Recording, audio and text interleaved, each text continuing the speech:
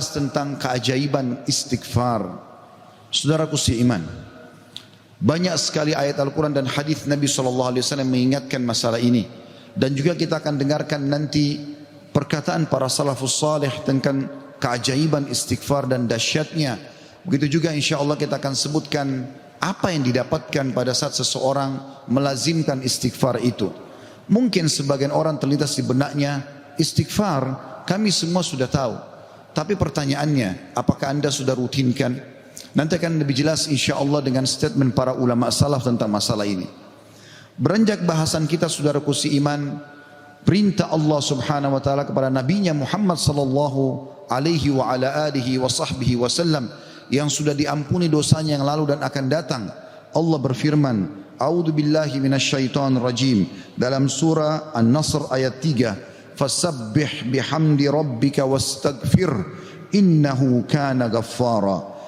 Maka bertasbihlah engkau hai Muhammad dengan memuji Tuhanmu dan mohon ampunlah kepadanya. Padahal Nabi Muhammad SAW sudah diampuni dosa-dosanya yang lalu dan akan datang. Sesungguhnya dia Allah adalah zat yang maha penerima taubat. Juga dalam ayat yang lain dalam surah Muhammad ayat 19 Allah memerintahkan Nabinya Muhammad SAW istighfar. A'udzu billahi minasyaitonir rajim wastaghfir li dzambik walil mu'minina wal mu'minat wallahu ya'lamu mutaqallabakum wa mathwaakum. Dan mohonlah ampun bagi dosamu hai Muhammad dan bagi dosa orang-orang beriman laki-laki dan orang beriman perempuan, dan Allah Maha mengetahui tempat kamu berusaha dan tempat tinggalmu. Juga baginda Nabi sallallahu alaihi wa ala alihi wa sahbihi wasallam bersabda, wallahi inni la astaghfirannallah wa atubu ilahi fil yaumi aktsara min 70 marrah.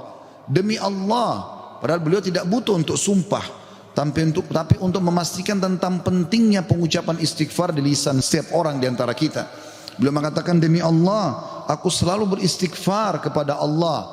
Artinya pengucapan permohonan maaf kepada Allah dan bertaubat kepadanya. Maksudnya mengucapkan ikrar tidak akan mengulangi kesalahan dalam setiap harinya lebih daripada 70 kali. Dan hadis ini hadis sahih diriwayatkan oleh Imam Muslim. Juga dalam riwayat yang lain Nabi SAW sebutkan fil yaumi mi'ata marrah, dalam setiap hari sampai 100 kali. Saudaraku seiman, para ulama salaf menjelaskan kepada kita bagaimana kedudukan istighfar. Bermula dari perkataan sahabat yang mulia Abu Musa al-Ash'ari radhiyallahu anhu. Beliau mengatakan, dahulu kita memiliki dua pelindung dari azab atau siksaannya Allah. Salah satunya telah pergi, yaitu keberadaan Rasulullah sallallahu alaihi wa ala alihi wa sahbihi wasallam di tengah-tengah kita. Selama Nabi masih hidup sallallahu alaihi wasallam, mereka tinggal datang ke Nabi mengatakan mohon ampunlah untuk kami. Tapi sekarang Nabi sudah meninggal, maka sudah hilang satu kesempatan itu untuk menghilangkan azab, gangguan, gempa, banjir, bencana, kesulitan, wabah seperti sekarang. Dan tersisa satu, yaitu istighfar. Apabila ia juga telah pergi dari lisan seseorang di antara kita, maka niscaya kita binasa. Rabi' ibn Haytham rahimahullah, seorang ulama tabi'in berkata, merendahlah kalian kepada Rabb kalian, berdoalah kepadanya di kala senggang, maka Allah telah berfirman dalam hadis qudsi, man da'ani fir rakha'i ajabtuhu fi syiddah. Siapa yang memohon kepadaku pada saat dia senggang, aku akan penuhi kebutuhannya pada saat lagi sempit. Wa man sa'alani a'taitu, dan siapa yang memohon kepadaku pasti aku akan beri, kata Allah. Wa man tawadha'a li rafa'tu, dan siapa yang merendah karena aku akan angkat derajatnya.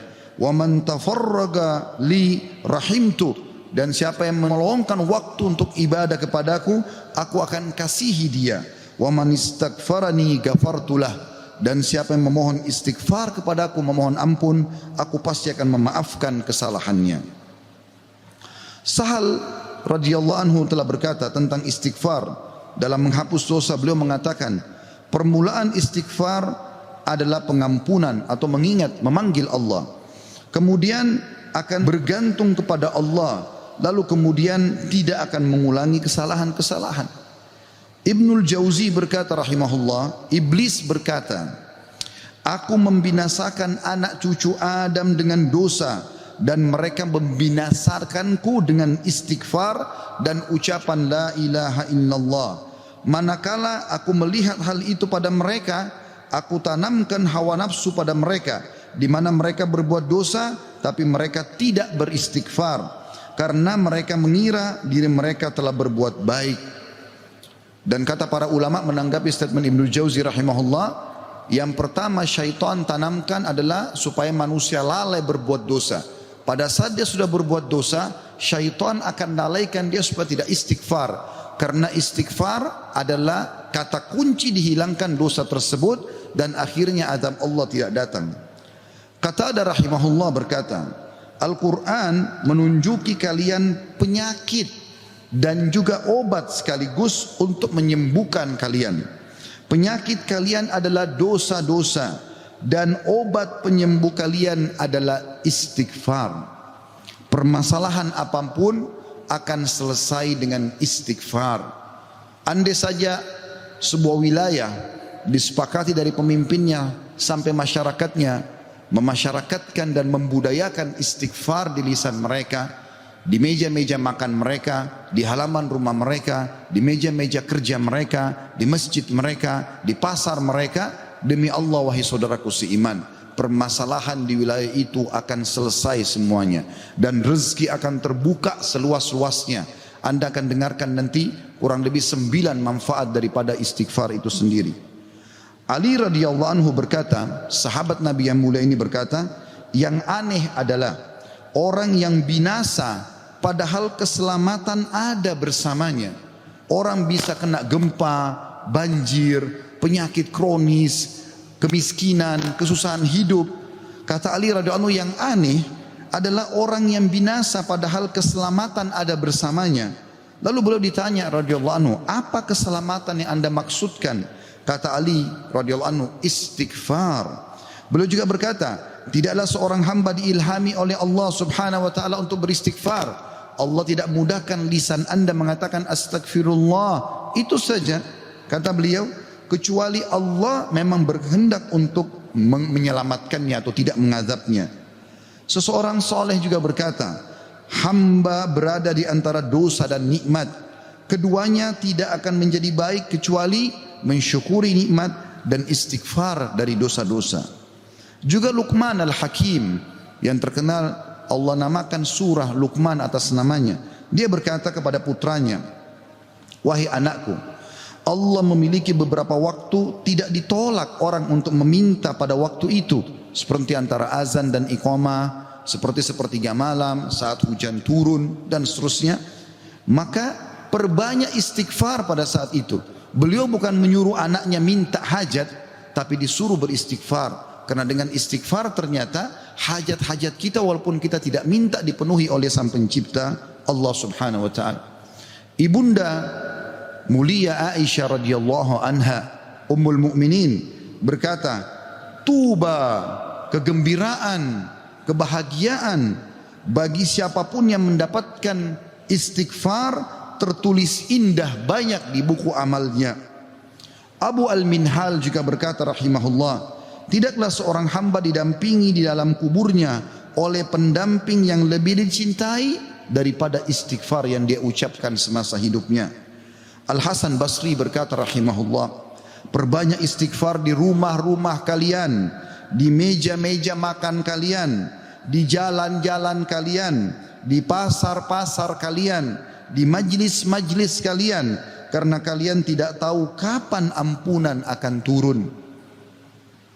Seorang Badui berkata, siapa yang ingin menjadi tetangga kami di tanah kami, hendaklah memperbanyak istighfar, karena istighfar adalah awan tebal yang mengandung air atau hujan yang lebat, maksudnya rezeki.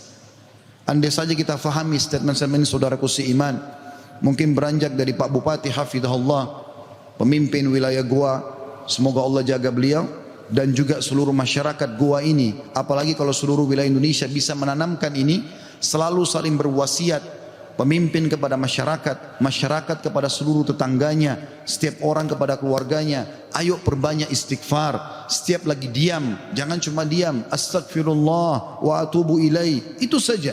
Berapa banyak orang, tadi saya dapat informasi masyarakat gua kurang lebih kalau tidak salah 800.000. Kalau 800.000 orang anggap yang muslimnya misalnya 700.000 saja, semua beristighfar satu orang satu kali saja, ada 700.000 istighfar naik ke langit. Bukankah itu akan mendatangkan rezeki kepada kita? Bukankah itu pasti akan mengangkat wabah dan permasalahan yang kita hadapi? Demi Allah iya saudara. Jawabannya demi Allah iya. Tinggal anda mau amalkan atau tidak. Juga Bakar bin Abdullah Al-Muzani rahimahullah berkata, kalian banyak berbuat dosa, maka perbanyaklah istighfar. Karena seseorang kalau menemukan istighfar dalam catatan amalnya, pada setiap jarak 2 baris buku amalnya hari kiamat, dia akan senang melihatnya. Ibnu Taimiyah berkata, ini statement terakhir dalam perkataan salafus salih, saya akan masuk setelah itu keutamaan daripada istighfar itu sendiri sebagai penutup khutbah kita insyaallah. Ibnu Taimiyah berkata, fikiranku kadang-kadang terpaku kepada sebuah masalah yang sulit aku hadapi, enggak ada solusinya, maka aku beristighfar kepada Allah 1000 kali. Astagfirullah wa atubu ilaih, astagfirullah wa atubu ilaih. Terus saya ucapkan 1000 kali sampai dadaku dilapangkan dan masalah yang sulit pun terpecahkan. Aku kadang berada di pasar, masjid atau sekolah, tapi hal itu tidak menghalangiku dari zikir dan istighfar sampai aku meraih apa yang aku inginkan. Istighfar teman-teman sekalian. Baik, kira-kira orang yang bertanya, apa yang saya dapatkan kalau saya beristighfar? Yang pertama, akan dicatatkan pahala buat anda sendiri. Karena istighfar ucapan yang tidak butuh energi banyak, hanya lisan dan bibir kita yang tergerakkan, ya, suara sedikit saja, tidak ada energi yang besar. Itu adalah ibadah yang besar pahalanya. Allah subhanahu wa ta'ala memerintahkan kita dan memerintahkan juga Nabinya Muhammad sallallahu alaihi wasallam untuk beristighfar kepadanya. Allah berfirman di dalam surah Mu'min ayat 55, A'udzu billahi minasyaitonir rajim, fasbir inna wa'dallahi haqqun wastaghfir li dzambik wasabbih wastaghfir li dzambika wasabbih bihamdi rabbika bil asyi wal ibkar. Maka bersabarlah kamu, hai Muhammad dan pengikutmu, dalam melalui kehidupan dunia dengan segala macam cobaannya. Toh ada kehidupan akhirat yang akan abadi dengan nikmat. Karena sungguhnya janji Allah itu benar, tidak ada kedustaan. Salat, puasa, zakat, bakti sama orang tua, bersedekah, zikir, doa, apa saja kerjakan, semua akan kau dapatkan hasilnya. Dan mohonlah ampunan untuk dosamu hai Muhammad, dan pengikutmu juga perintahkan mereka lakukan itu. Dan bertasbihlah seraya memuji Tuhanmu pada waktu pagi atau pada waktu petang dan juga pagi hari. Kemudian juga Allah mengatakan dalam surah Al-Muzammil ayat 20, a'udzubillahi minasyaitonir rajim, wastaghfirullah innallaha ghafurur rahim. Dan mohonlah selalu ampunan kepada Allah, istighfar. Sesungguhnya Allah Maha Pengampun lagi Maha Penyayang.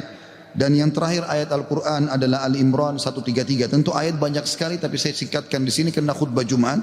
A'udzu billahi minasyaitonir rajim. Wasari'u ila magfiratin min rabbikum wa jannatin arduhas samawati wal ardu iddat lil muttaqin. Dan bersegeralah kamu kepada ampunan dari Tuhanmu dan kepada surga yang luasnya seluas langit dan bumi yang disediakan untuk orang-orang beriman. Yang kedua saudaraku seiman, istighfar sebab utama datangnya rezeki. Allah menyebutkan dalam Al-Quran, ya, apa yang diucapkan oleh lisan nabinya yang mulia Nuh alaihissalam dalam surah Nuh ayat 10 sampai ayat 12. A'udzu billahi minasyaitonir rajim. Faqultu astaghfiru rabbakum innahu kana ghaffara yursilis samaa 'alaikum midrara wa yumditkum bi amwalin wa banina wa yaj'al lakum jannatin wa yaj'al lakum anhara. Maka aku berkata kepada kaumku, ya Allah, kata Nabi Nuh, mohonlah ampun kepada Tuhan kalian. Sesungguhnya Dia Allah adalah Maha Pengampun. Niscaya dengan mohon ampun istighfar kalian itu, Dia Allah akan mengirimkan hujan kepadamu yang lebat dan memperbanyak harta juga anak-anakmu, dan mengadakan untukmu kebun-kebun, dan mengadakan di dalamnya sungai-sungai. Juga dalam surah Hud ayat 52, Allah Subhanahu wa taala berfirman, A'udzubillahi minasyaitonir rajim. Ya qaumi, Nabi Hud berkata alaihissalam, ya qaumi istaghfiru rabbakum thumma tubu ilaihi yursilis samaa 'alaikum midrara wa yazidkum quwwatan ila quwwatikum wa la tatawallaw mujrimin. Hai kaumku, kata Nabi Hud alaihissalam, banyaklah mohon ampunlah kepada Tuhan kalian dan bertobatlah kepadanya. Niscaya pasti dengan istighfar dan tobat kalian Dia menurunkan hujan yang sangat deras atasmu. Maksudnya subur, hujan bukan mematikan tapi membawa berkah. Dan Dia akan menambahkan kekuatan kepada kekuatanmu. Fisikmu akan kuat, fikiranmu, jiwamu akan sehat. Dan janganlah kamu berpaling dengan berbuat dosa. Al-Qurtubi rahimahullah berkata tentang tafsir surah Hud ayat 52, di dalam ayat-ayat ini terdapat dalil bahwa istighfar digunakan untuk meminta rezeki dan hujan.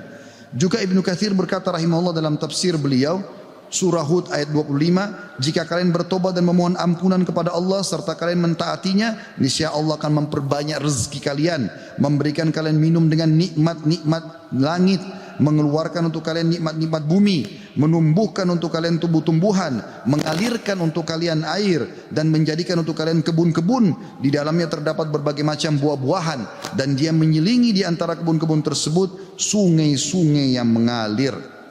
Yang ketiga, saudaraku seiman, istighfar sebab masuk ke dalam surga. Sebagaimana kita sudah tahu bersama-sama, salah satu zikir pagi dan petang yang sangat dianjurkan adalah membaca Sayyidul Istighfar, tuannya istighfar, yaitu lafadznya sebagaimana dinukil dari Nabi SAW.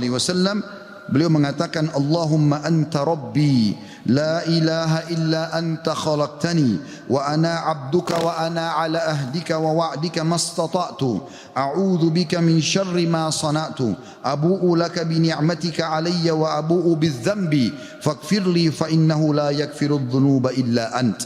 Yang artinya, ya Allah, sungguhnya Engkau adalah Rabbku, penciptaku. Tidak ada Tuhan yang berhak disembah kecuali Engkau. Engkaulah yang telah menciptakanku dan aku adalah hambamu.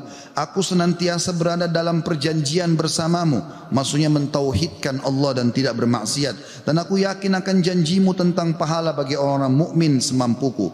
Aku berlindung kepadamu dari kejelekan yang aku perbuat. Aku mengakui nikmatmu kepadaku serta aku mengakui dosaku. Oleh karena itu ampunilah aku, karena sungguhnya tidak ada yang mengampuni dosa kecuali Engkau. Kata Nabi SAW, siapa yang mengucapkan ini, man qalaha minan nahari mukinan, dia yakin, besok dia ucapkan di siang hari atau pagi hari dengan yakin dalam hatinya, famata min yaumihi, kemudian dia meninggal pada hari itu, qabla an yumsiya, sebelum tiba di sore hari, fahuwa min ahlil jannah, dia pasti masuk ke dalam surga. Wa man qalaha minal laili wa huwa muqinun biha, dan siapa ucapkan walaupun sekali saja di malam hari, famata, maka kemudian dia mati, qabla an yusbih, sebelum dia tiba pagi hari, fahuwa min ahlil jannah. Yang keempat, istighfar adalah sebab dihapuskannya dosa. Mohon maaf kalau sedikit panjang, saya minta waktu sekian beberapa menit lagi. Kata ada berkata radhiyallahu rahimahullah, sesungguhnya Al-Quran menunjuki kalian tentang penyakit dan penyembuhannya, yaitu dosa adalah penyakit dan penyembuhannya adalah istighfar. Allah berfirman, a'udzubillahi minasyaitonir rajim, dalam surah Al-Imran 135, walladzina idza fa'alu fahishatan aw zalamu anfusahum dzakarullaha fastaghfaru lidzunubihim wa man yaghfiru dzunuba illallah wa lam yusirru ala ma fa'alu hum ya'lamun. Dan juga orang-orang yang apabila mengerjakan perbuatan keji dan menganiaya diri mereka, kalau mereka buat dosa, maka mereka ingat kepada Allah lalu mereka memohon ampun terhadap dosa-dosa mereka, dan siapa lagi yang dapat mengampuni dosa selain Allah, dan mereka terus mereka tidak meneruskan perbuatan dosa itu sedang mereka mengetahuinya. Kemudian teman-teman sekalian, selanjutnya adalah yang kelima, istighfar mencegah hukuman dari Allah Subhanahu wa taala. Saya ambil satu saja. Al Hasan Basri rahimahullah berkata, wahai anak Adam, meninggalkan dosa lebih ringan bagimu daripada mencari taubat, dan ketahuilah bahwasanya pada saat kau meninggalkan perbuatan dosa, atau kau beristighfar pada saat berbuat dosa, maka azab Allah tidak akan datang. Karena Allah berfirman dalam surah Al-Anfal ayat 33, A'udzu billahi minasyaitonir rajim, wa ma kana Allah liyu'adzibahum wa anta fihim, wa ma kana Allah mu'adzibahum yastaghfirun.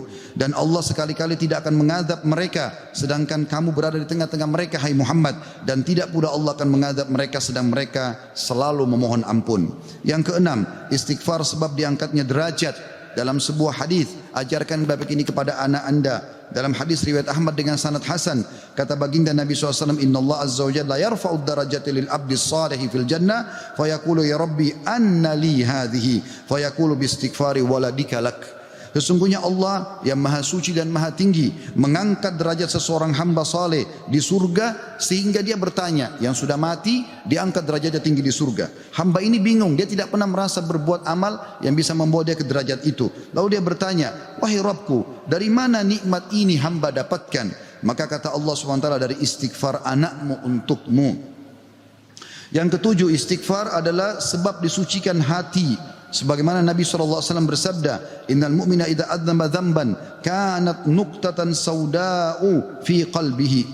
Kalau seorang mukmin berbuat dosa akan menjadi titik hitam dalam hatinya. Fa in taba wa naza wastaghfara su'ika qalbuhu minha. Kalau dia bertaubat kemudian dia beristighfar kepada Allah, meninggalkan dosanya, maka akan diangkat noda hitam itu dalam hatinya. Fa in zadat hatta taglufa qalbu fadzalika ar-rana alladhi dzakarahu Allah fi kitabihi kalla barrana ala qulubihim ma kanu yaksibun. Dan kalau seandainya dia bertaubat dan meninggalkannya serta beristighfar, hatinya kembali bersih darinya, dan kalau dia tambah melakukan dosa, maka bertambah pula titik hitam itu sampai menutupi seluruh hatinya. Dan itulah makna kalimat ar-ran dalam firman Allah Subhanahu wa taala, sekali-kali apa yang selalu mereka usahakan itu menutupi hati mereka. Surah Al-Mutaffifin ayat 14. Dua poin yang terakhir teman-teman sekalian, yang ke-8 adalah istighfar sebab memperoleh anak dan keturunan. Dinukil dalam sebuah riwayat disebutkan oleh Abu Hanifah rahimahullah dalam musnadnya, bahwasanya seseorang datang mengeluh dari Jabir bin Abdullah radhiyallahu anhu. Seseorang mengeluh kepada Nabi SAW lalu berkata, ya Rasulullah, ya sesungguhnya orang semua punya anak tapi aku sendiri yang tidak punya anak. Maka kata Nabi SAW, mana kau dari dua senjatamu, memperbanyak sedekah dan istighfar, maka dengannya kau akan diberikan rezeki. Kata Jabir bin Abdullah, orang itu pun mengamalkan, lalu saya menyaksikan orang itu dikaruniai 9 orang anak, semuanya laki-laki. Kesembilan dan terakhir adalah istighfar sebab menikmati kesehatan dan kekuatan. Sebagaimana dijelaskan dari dalam surah Hud ayat 52, dan sudah saya bacakan tadi ayatnya, saya tidak ulangi, tapi potongan ayatnya adalah yazidkum quwwatan ila quwwatikum. Istighfar menyebabkan bertambahnya kekuatan di atas kekuatan. Izinkan saya teman-teman sekalian menyampaikan sebuah kisah yang berhubungan dengan masalah ini, atau dua buah kisah ringkas. Ada seseorang di Irak dulu pernah berdagang, kemudian dia menemukan semua pedagang di pasar laku barangnya kecuali dia, dan dia orang miskin. Dia mengatakan, saya pun duduk di dekat barang saya sampai menjelang sore belum laku-laku. Maka tiba-tiba saya mengingat firman atau sabda Nabi SAW, man aksara istighfar, siapa yang memperbanyak istighfar, ja'alallahu lahu min kulli hammin faraja, Allah akan berikan kelapangan dari setiap kesedihannya, wa min kulli dikin makhraja, dan jalan keluar dari setiap masalahnya, dan juga razaqahu min haitsu la yahtasib, maka Allah akan berikan rezeki dari tempat tidak disangka-sangka. Maka dia bilang, saya pun beristighfar kepada Allah, dan terjadi satu keajaiban yang luar biasa. Ternyata datang kepadaku hampir seluruh pedagang pasar datang, dan mereka memperebutkan barang daganganku. Terakhir kisah seseorang yang bernama Abu Yusuf, saudaraku seiman, di musim haji, seorang syekh, dalam kisah ini tidak disebutkan namanya siapa, sedang menyampaikan masalah istighfar. Datang seseorang setelah pengajian bernama Abu Yusuf lalu berkata, Syekh, saya ingin bercerita tentang manfaat istighfar yang anda sampaikan tadi. Kata syekhnya, silakan. Dia bilang, saya menikah bertahun-tahun tidak punya anak sama sekali, dan saya sama istri saya sedih. Lalu satu waktu saya pernah mendengarkan sebuah siaran tentang makna firman Allah SWT surah Nuh ayat 10 sampai ayat 12, tadi sudah saya bacakan ayatnya, bahwasanya orang kalau istighfar akan diturunkan hujan dari langit, diberikan keturunan dan juga harta. Lalu saya mengatakan kepada istri saya, wahai Ummu Yusuf, ayo kita istighfar, sudah bertahun-tahun kita berusaha berobat sana sini tidak punya anak. Maka dia sama istrinya yang mengatakan, kami pun beristighfar tidak mengenal waktu, tidak mengenal tempat kecuali di WC. Kita tidak baca di WC, di tempat tidur, di ruang makan, di halaman, selalu baca. Dan subhanallah kata dia Syekh, bulan itu Ummu Yusuf hamil dan lahirlah Yusuf. Begitu selesai hamil lagi masa nifas, saya bilang, Ummu Yusuf, kita sudah bertahun-tahun tidak punya anak. Ayo kita istighfar kepada Allah untuk anak yang kedua. Kata dia, Anda tahu Syekh, selesai nifas, Ummu Yusuf hamil dan kami dapat lagi anak kedua. Dua-duanya laki-laki. Setelah anak kedua lahir di masa nifas, saya bilang lagi, wahai Ummu Yusuf, kita beristighfar kepada Allah untuk anak yang ketiga. Maka saya sama Ummu Yusuf beristighfar yang ketiga, dan ternyata selesai masa nifas hamil dan juga melahirkan di tahun ketiga anak laki-laki yang ketiga. Kata syekhnya, semoga Allah berkahi. Itu betul-betul firman Allah. Allah mengatakan Allah tidak akan pungkiri janjinya. Dia mengatakan belum selesai kisah saya Syekh. Setelah itu Ummu Yusuf berkata, wahai Abu Yusuf, kita berhenti dulu istighfar untuk mohon anak, istighfar untuk yang lainnya, tapi permohonan anak berhenti dulu sampai anak-anak besar.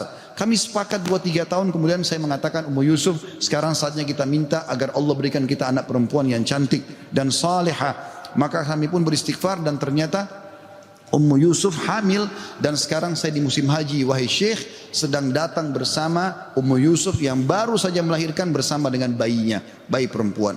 Aqulu qauli hadza, saya sudah mengucapkan perkataan saya ini, wa astaghfirullah li wa lakum, dan saya beristighfar kepada Allah, mengajak jamaah istighfar kepada Allah, fastaghfiruhu innahu huwal ghafurur rahim. Beristighfarlah sungguh Dia Maha Pengampun dan juga Maha Pengasih.